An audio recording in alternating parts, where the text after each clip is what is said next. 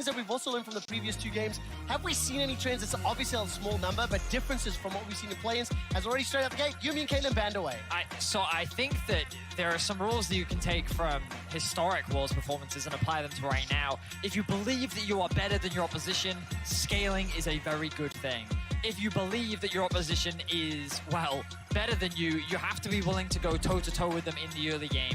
Because as Darmon demonstrated, if you give them an inch, they will take a mile. Whereas if you cannot contest them in the early game, Fnatic demonstrated that they will run you down in the late game. The question is, how do both of these teams see each other? And with a Sylas and Seraphine ban from the side of the Oyster, I feel like that really increases the priority on the Azir. Definitely a big one for them. Mission plays so many control mages here. They're almost always going to have him on a scaling AP threat for their team fights. Also starts you thinking about the Senna angles even, trying to deny the Senna from 100 Thieves. That was a really big one for them during the regular season too. Aatrox finds his way through the bans this time round, locked in for rest in that top lane. 4 games played this summer, undefeated across all of them, and our first to the group stage in New York. Oh, the cheeky Bel'Veth of it. The respect shown towards the Mad Lions with Closer's famous Lee Sin being hovered right now. This was something domestically he found a lot of success on, but he is just teasing us for the time being as they lock in the misfortune for the bot side of the I'm getting scared, fellas. I'm getting flashbacks already to the Cloud9 draft when Misfortune and Sejuani locked in first 2 here. 400 Thieves. We'll see if they fare better with it. On the side of CFO, locked in immediately here. Gemini has gone back to over and over the Viego. It does give you that good dueling.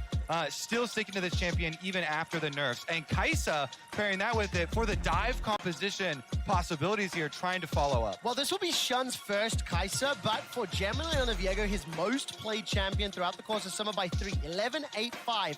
Viego, Wukong, Lee Sin. So a lot of comfort. I want to see how it shapes up in the rest of the draft as well. A lot of hovers coming in from 100 Thieves right now. Question is, what direction will they go in? He wants to answer the Aatrox with the Fiora. Sunday, he had an impressive regular season. Debatable how strong he was during the playoffs, but still a player you have to respect. And he is saying that he is willing to go toe-to-toe with Rest, known as the BM King domestically. Yeah, and Rest has definitely been a monster on the Aatrox as well. So we'll see if this Fiora counterpick actually finds any traction. It is theoretically really good counterpick into it with the riposte, with the refund there on the Qs as well. As we dip into support bans here, trying to deny Kai'Sa some of those common lane partners as well as more dive options. Immediately, 100 Thieves ban away that Nautilus, one of the go-to pairings. Look at this, Leona, Nautilus. Wouldn't be surprised to see a Mumu being removed from the side of the Flying Oysters.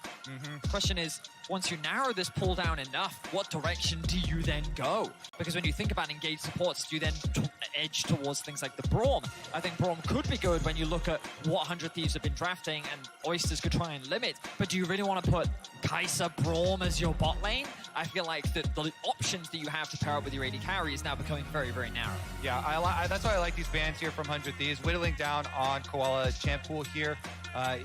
Even when enchanters were at their prime, he definitely was very, very heavy-handed towards the engaged supports and really trying to split up that Kai'Sa. Renata is available. Braum is also available. You could still go things like Rakan.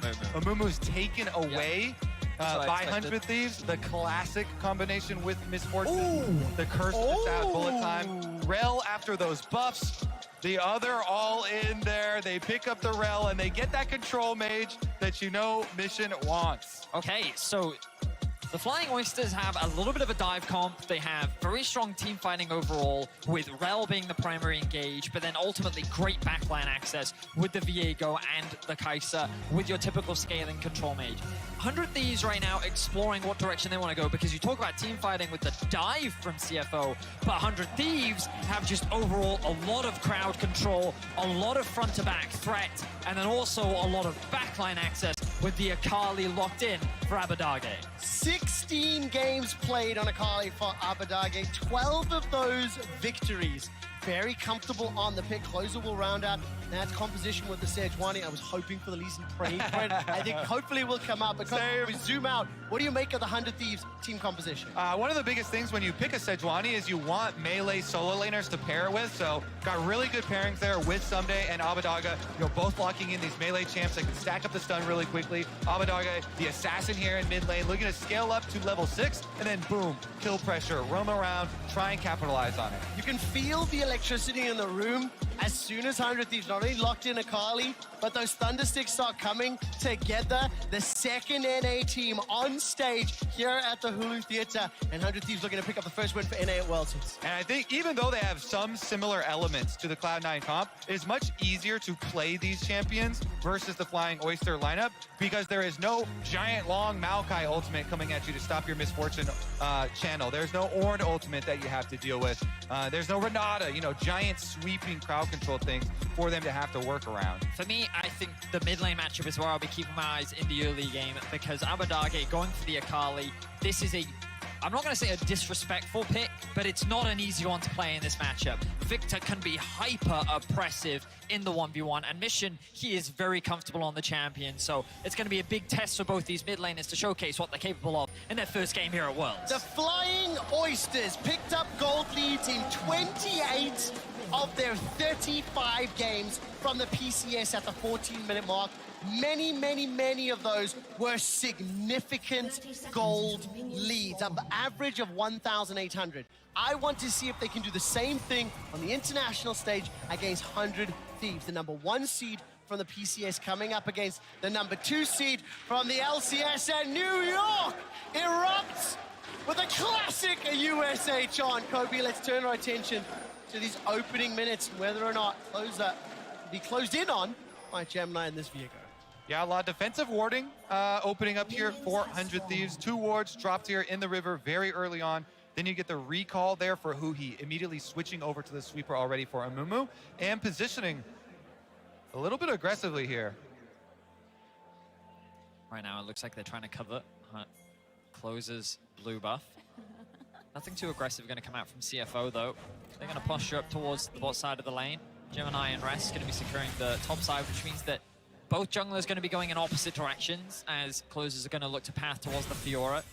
I don't expect him to threaten any dives early on, but I think primarily his goal will be to cover Someday. Remember, in this early lane matchup, it can be a little bit difficult for the Fiora. Around that level 3 mark is when Aatrox does have some real threat, but then the matchup really starts to scale in the favor of Fiora as the lane goes on. And again, Sejuani can be very aggressive as a jungle matchup when you have double melee solo laners, so you can even look for those super early ganks to try and get key summoner spells out for the matchup, or even look for those kills.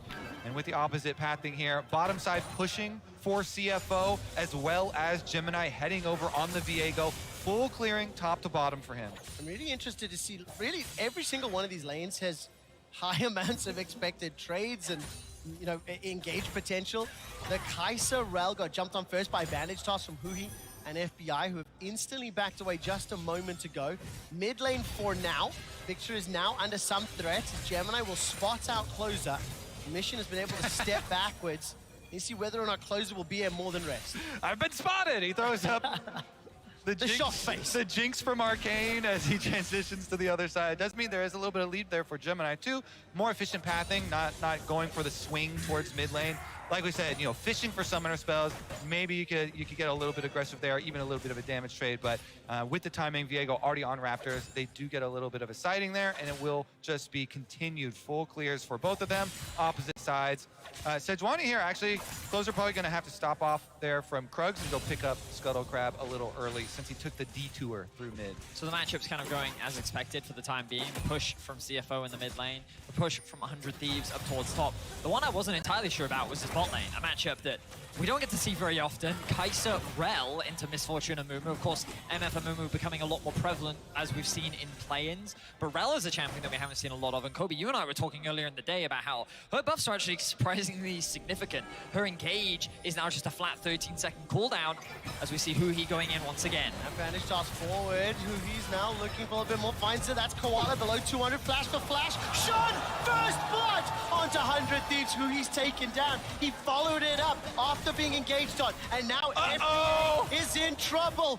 Call for reinforcements. Gemini's trying to find the second kill for the Flying Oysters, and Koala steps forward. Ferromancy crashed down. A kill traded back and forth. At least FBI is on the board. The first and second blood Oyster right here. Bottom lane just destroyed there for the 100 Thieves. Both of them go down.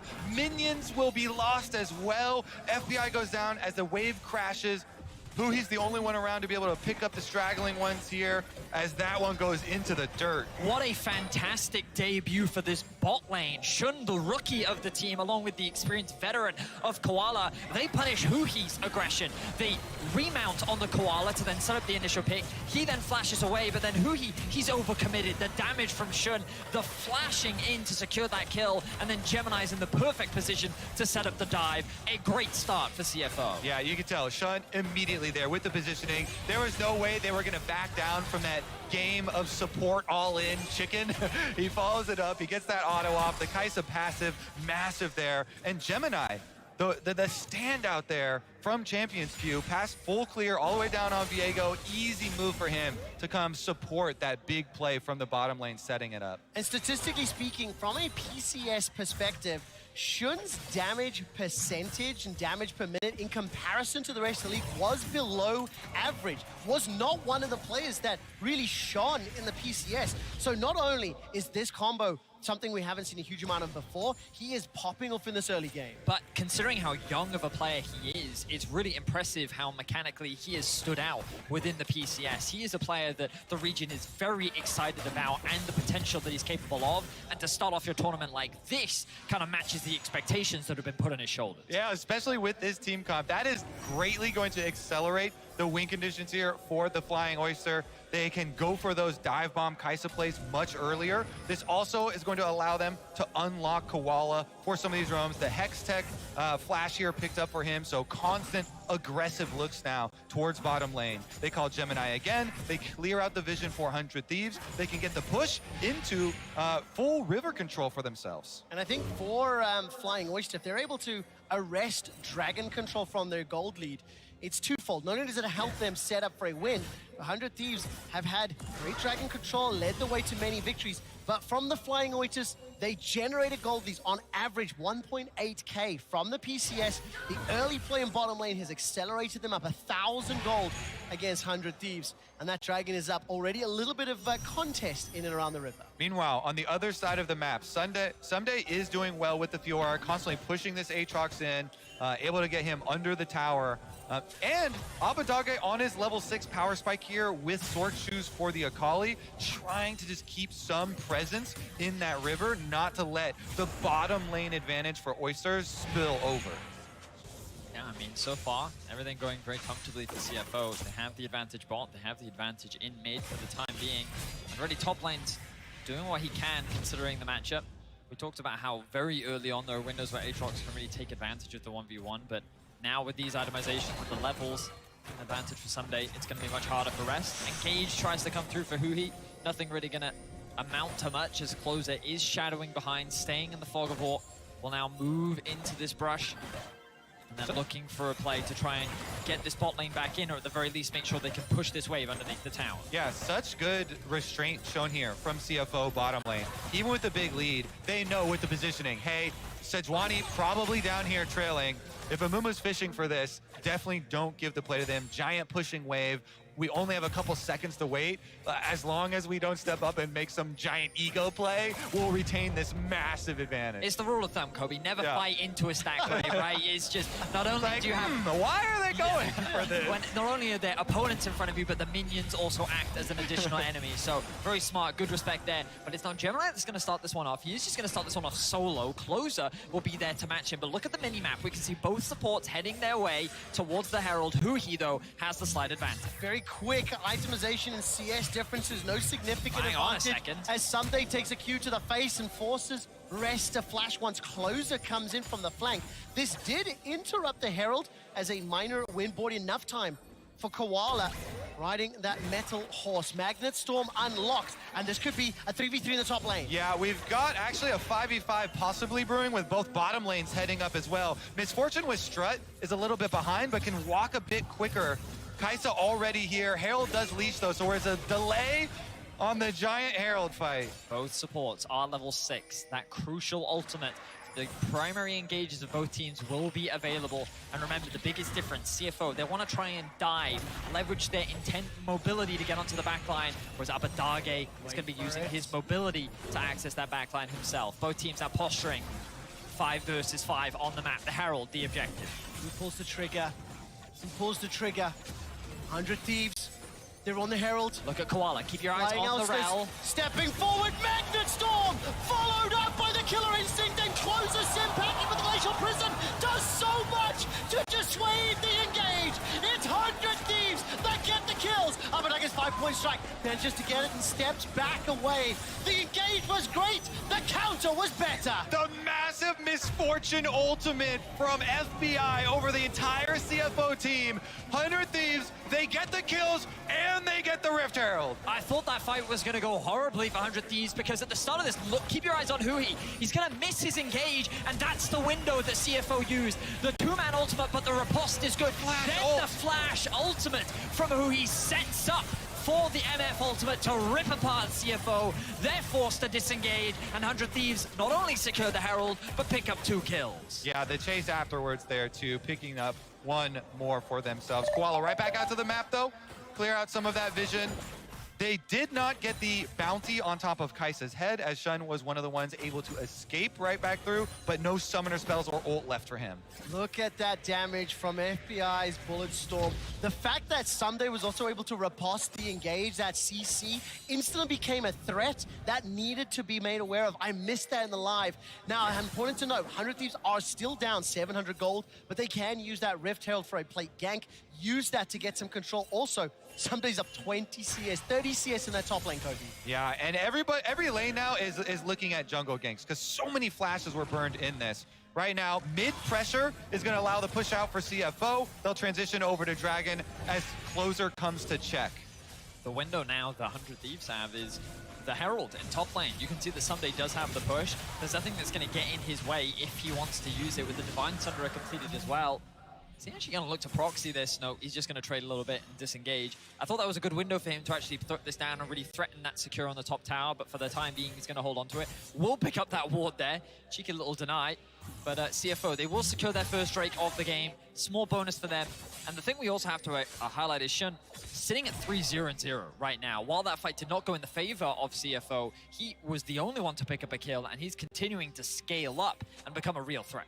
And they did a good job tracking cooldowns as well, playing around. Misfortune doesn't have ult backup for this Dragon fight, so we're going to move in. We'll take it while that is down. They don't have to threat. That was just beautiful. Closer is going to be able to help out. Wait a minute! But it turned around! How did that turn around? The gravity field stunned them! The gravity field stunned them! The gravity field locked Abadage in place, and they're not done just yet. Yo, we need a slow-mo on that replay. I was convinced Mission was going to die, and I could not be more wrong. Mission stands tall in the face of the assassin. Immediately, they get the counter, and Gemini comes in. Viego, execution damage, bursts down Abadaga. Call him Tom Cruise because he pulled off an impossible mission. It didn't deserve that laugh, but thank you, Betty. I'm kind of hurt. That's how painful it was to listen to that. Mission leveraging his experience there. This is his 5th world appearance. The man stood in the face of execution and held his ground, walked away the victor as his jungler came in to protect him. Oh my God, it's the 1-2 punch up here. He didn't realize it. Was that intentional? Anyways, let's take a look at the slow-mo. That wasn't intentional. He doesn't do that. So look at the engage here. It was a clean engage from Abadage. Everything lands. He's just waiting for the ultimate, but then he gets rooted up. He gets stunned by Gemini into the root from the gravity field, which means that he gets locked up long enough to allow CFO to secure that kill. Beautiful play from the mid-jungle duo. The synergy coming in clutch. Gemini's timings have been so good here, working to the lanes that need him. Let's take a look at Closer and who he headed up top, though. Someday, the winning part for 100 Thieves. They shall the Rift Herald is not valuable. It is taken out and denied by Gemini as well as Rest. That gold lead is maintained at 1,500 in favor of the Flying Oysters. Too many things now should be going well for 100 Thieves, but they are just falling apart. 100 Thieves now have their eyes set on the blue buff, but I don't know if this is an objective they can fight. Right now, Koala steps forward. Ferromancy into the Magnet Storm. Closer can throw out the Prison and Pete. Put Rest in place, but FBI is jumped on by Gemini. So for 1 kill to 100 Thieves, here comes Abadagi. It's traded for FBI, who steals the Make Array, and the Gemini will be able to use the Heartbreaker and pick up that misfortune. Closes down next. Someday and Huhi join up with Abadagi. Rest will pull back. It's a 2,000 gold lead, and the fight goes the way of the Oysters. The first seed from the PCS has come to play and silence this crowd. What a phenomenal performance from them in the early game. You talked about how domestically they were known for building gold leads. Well, Quickshot, they already find themselves with a 2.2k gold lead. It's not done just yet. It's now Mission's the target. He's 1, 2, 3 members strong. Gravity Field comes up.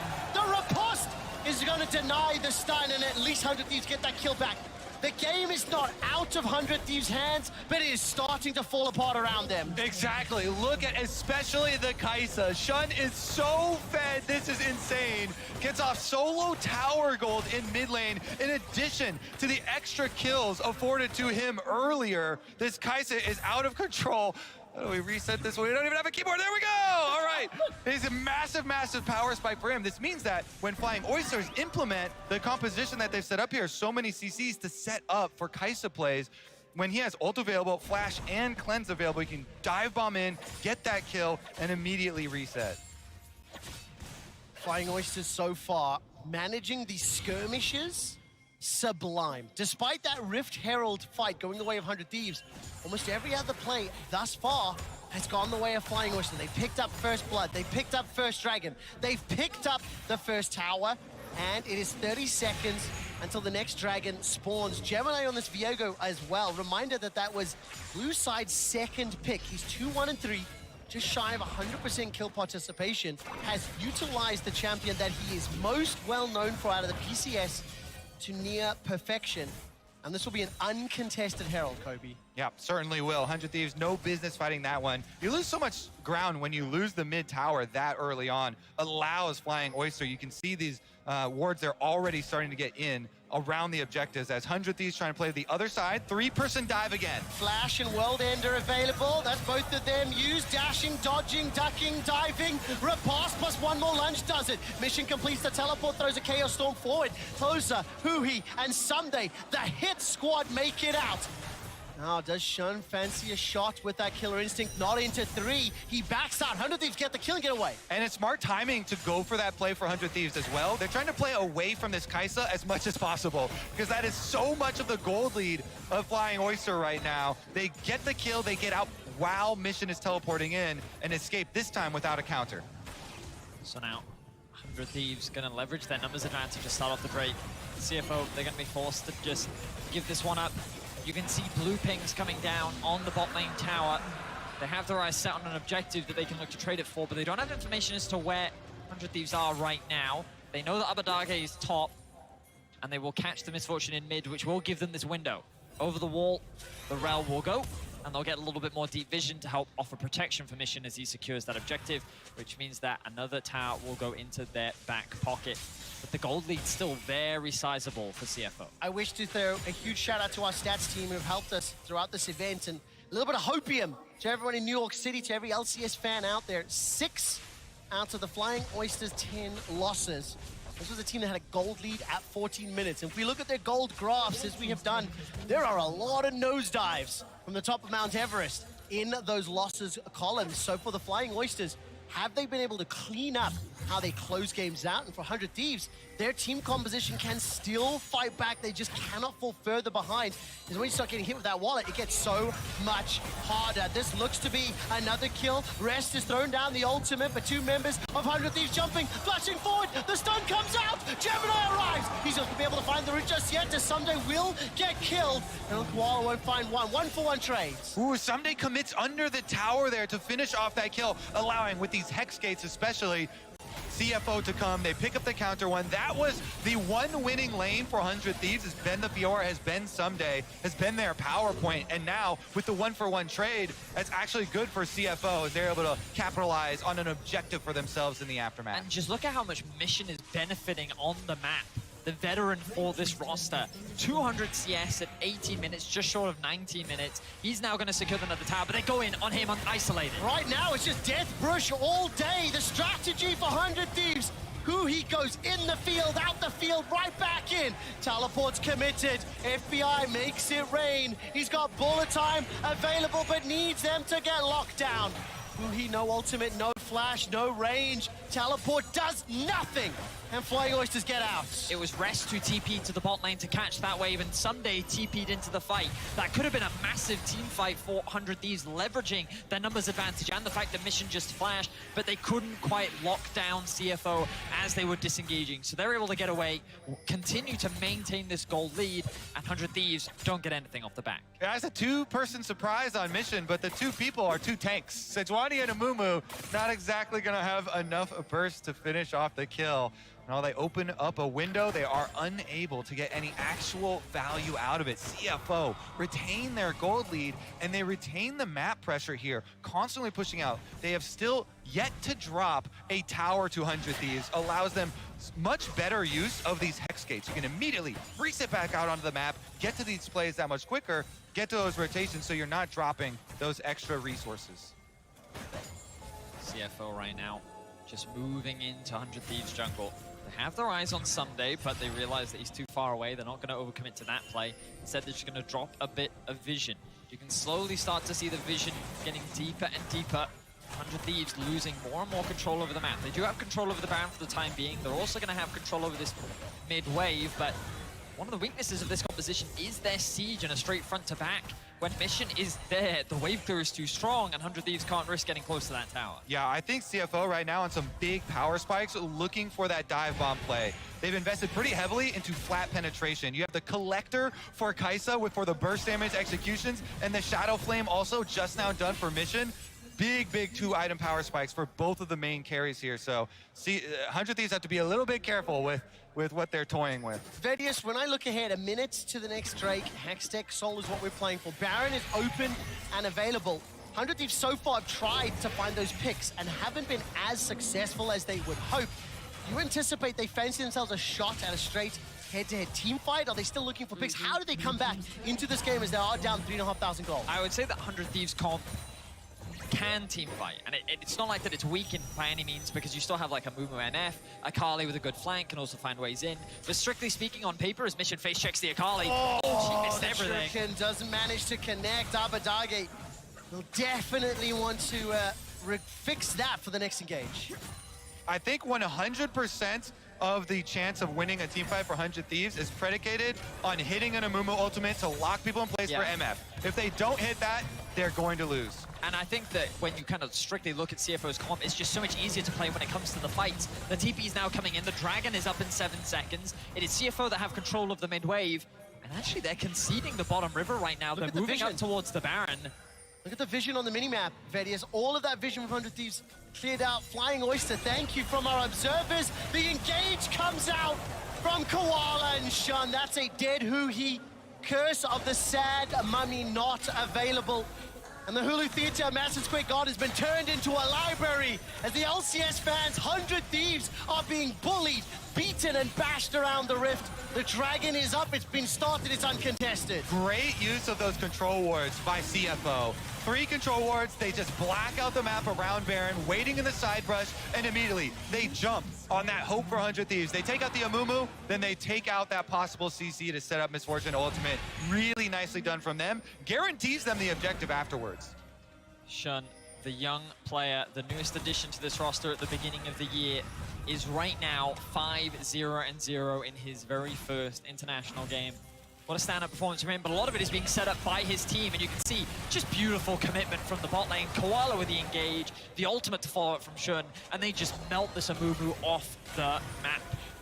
Beautiful play overall from CFO as they secure the Dragon and now have their eyes set on a potential Baron. Right now, the pace of the game is being dictated by the Flying Oyster. And 100 Thieves will once again find themselves a pick. Now, this is great.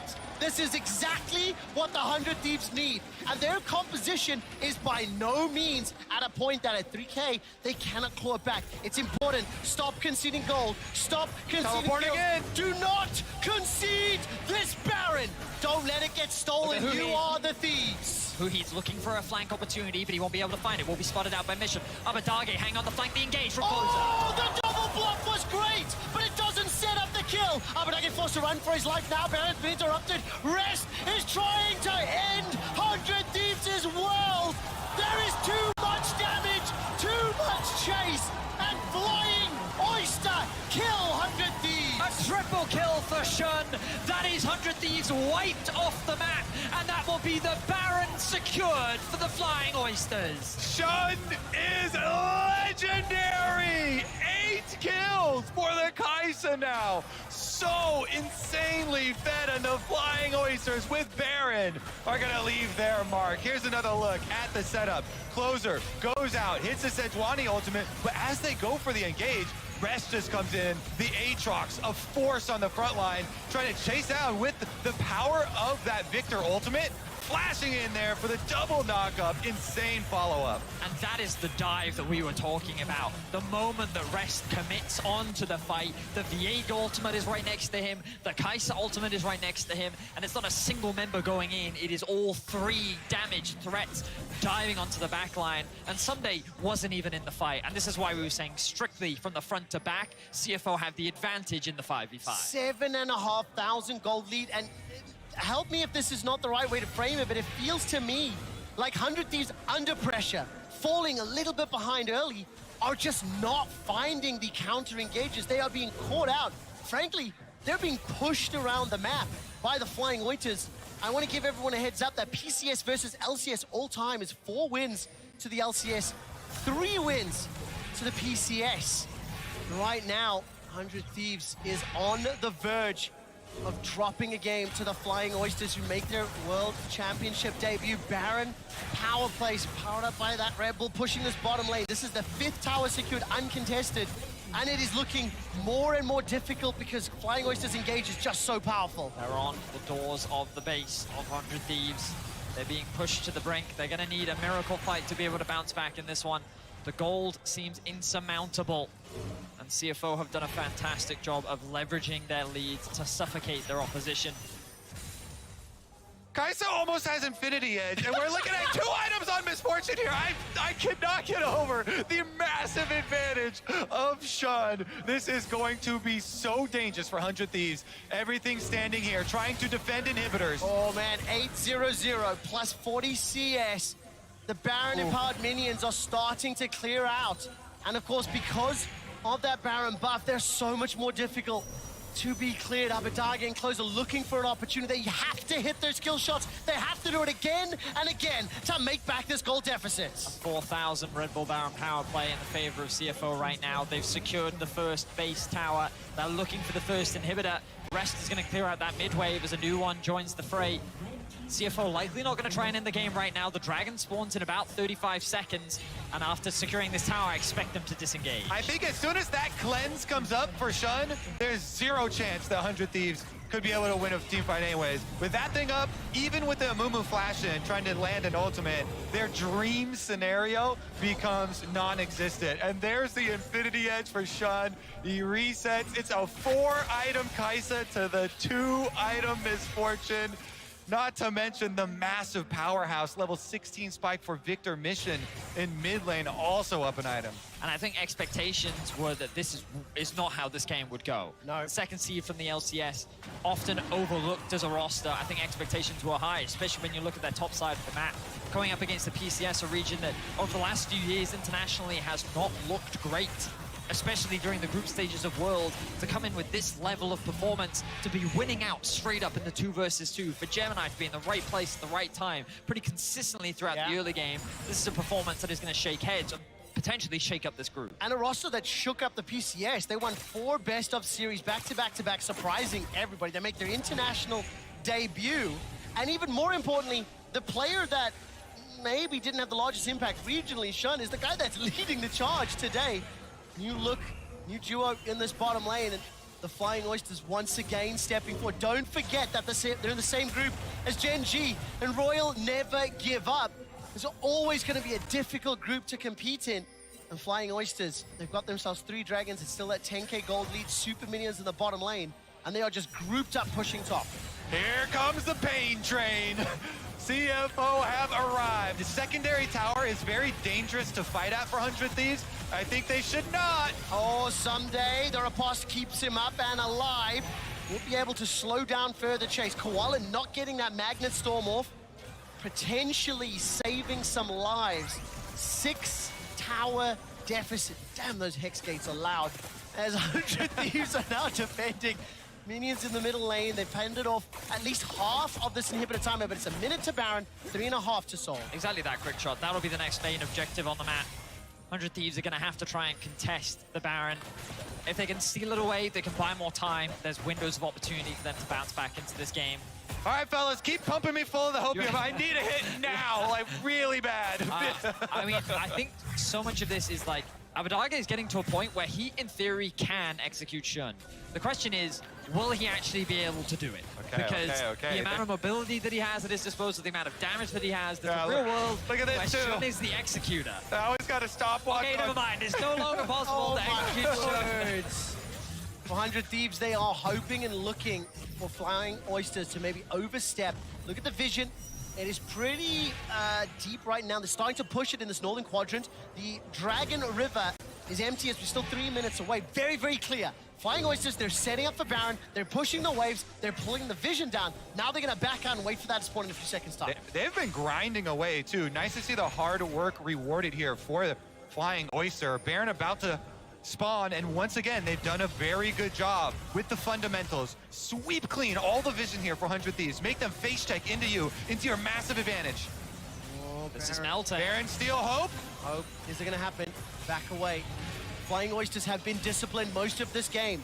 They have not overextended. Look at the base. Consistently, super minions are inside the base. Vader, you called it right. CFO, they know that they have a pressure point in the bot lane. They know that their top wave is pushing as well. CFO are just playing the map. 100 Thieves in another do or die situation. The pressure cannot be higher. 2,000 hit points into the pit. It's stolen. LCS steals the Baron. But is it enough to steal the game? Shun and Gemini are chasing inside the mist. And just like that, 3 members down. Abbedagge gets at least 1 back. Rest is continuing to chase. Shun manages to find another.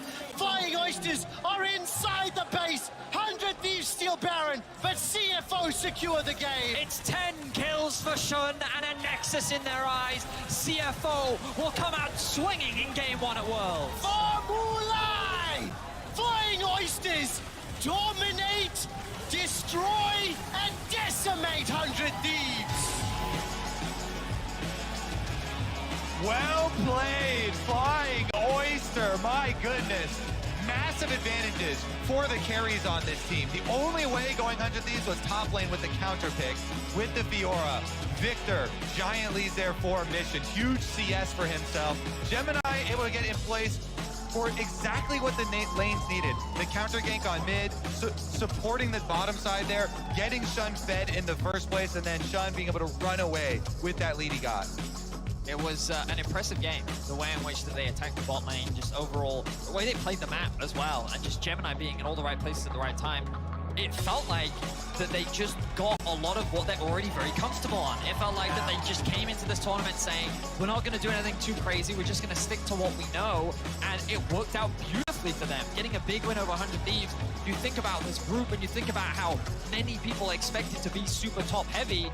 Already now in day 1, the Flying Oysters have come in and said, we're here, we're ready to play, and we can't afford to be underestimated. Yeah, the confidence on the bottom side with the Rel Kaisa all in, not backing down from the Amumu there, immediately positioning up, getting that last auto win, getting that kill, and having Gemini come over for the dive there. Really big advantage early. They opened up by playing with huge confidence. And all credit to the Flying Oysters, proactive, on the front foot, in the face of 100 Thieves. I did feel that multiple members of 100 Thieves missing crucial skill shots, feeling that pressure. When you're on that back